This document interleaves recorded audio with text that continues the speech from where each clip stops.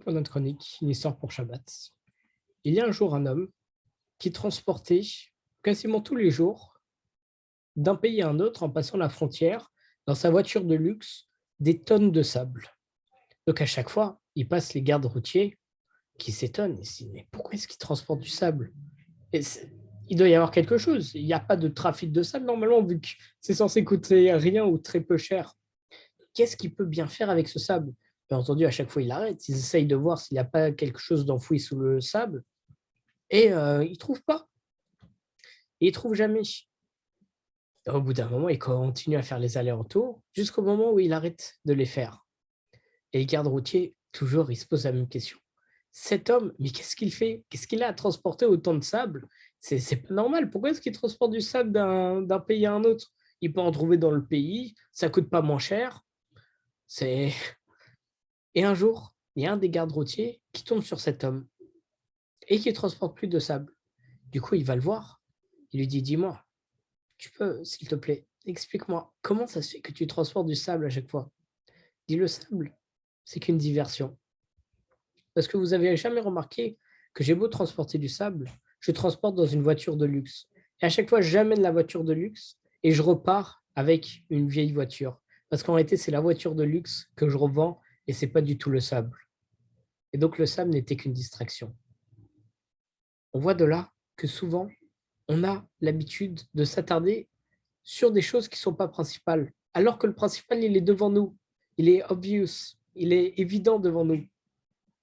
Il y a la voiture de luxe, mais tout le monde se concentre sur le sable. C'est d'ailleurs un effet psychologique où on voit que lorsque quelqu'un donne un cours, par exemple, et qu'on met un poisson rouge à côté, alors tout le monde va regarder le poisson rouge qui ne sert à rien, on appelle ça l'art de l'inutile, et pas suivre le cours. On voit dans la Gemara Souka, au Daf Yud d'Aleph Amoudbet, on rapporte le verset de la Torah qui dit la fête de Sukkot, tu la feras pour toi. Et la Gemara commente ce verset en disant tu la feras pour toi, c'est-à-dire que la mitzvah ne peut pas se faire seule. Comment? Par exemple, en prenant une botte de foin, en creusant à l'intérieur, juste en faisant un trou dedans, ça va faire 3 murs et un toit. Et on pourrait se dire, je vais dans la souka à l'intérieur juste en creusant dedans. Non, parce que la souka se serait faite d'elle-même. J'aurais juste créé et les murs, j'aurais juste creusé et les murs se seront faits de même. Et donc, c'est pas soul, c'est pas caché, on ne peut pas le faire parce qu'on doit construire de A à Z nous-mêmes la souka.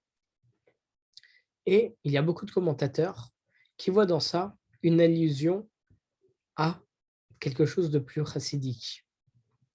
On dit que justement, il ne faut pas faire les mitzvot comme des chukim. Les chukim sont des mitzvot qu'on ne peut pas comprendre, qu'en général on fait sans comprendre, donc on fait de façon machinale.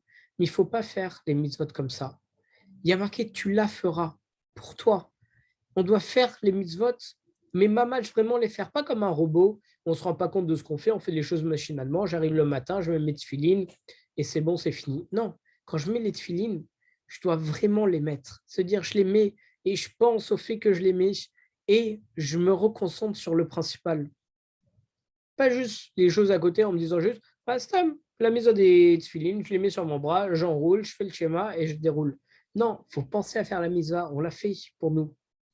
D'ailleurs, le Baal Shem Tov, il explique à ce sujet un Teilim, le Teilim P. Aleph, qui dit Ki chok le Israël ou mishpat le Yaakov. Car c'est un chok, un précepte pour les Juifs, une loi pour le Dieu de Yaakov.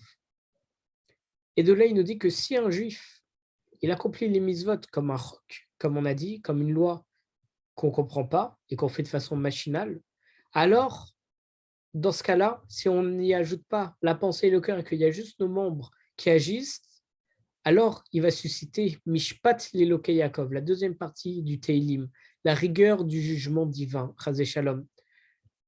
Et de là, on voit que, bien entendu, on ne veut pas du tout la rigueur, on veut toujours tout ce qui est précède, tout ce qui est bonté. Et pour avoir ça, il faut faire avec vitalité, il faut mettre du feu dans ce qu'on fait, il faut mettre de soi. C'est pour ça que Bezrat Hashem, chaque chose qu'on fait, a une signification énorme. Parfois, on ne la connaît pas, parfois, on ne s'en rend pas compte, mais on sait qu'il y en a une. Et c'est pour ça qu'il faut mettre tout notre cœur dans ce qu'on fait. C'est là où on voit la grande différence, par exemple, entre quelqu'un qui donne une pièce à un pauvre, mais qui ne regarde même pas et qui jette la pièce, et quelqu'un qui donne chaleureusement la pièce, et quelqu'un qui va faire attention aux pauvres. C'est pour ça aussi qu'on dit que donner un verre de lait à un pauvre, c'est mieux que de lui donner de l'argent. C'est une plus grande mitzvah. Pourquoi? Parce que le verre de lait, on le nourrit directement et c'est qu'on fait attention à lui. Parce qu'une pièce, on la sort tout de suite, on lui donne tout de suite. Un verre de lait, c'est déjà une plus grosse préparation. C'est pour ça que chaque chose qu'on fait, il faut toujours la faire avec vitalité.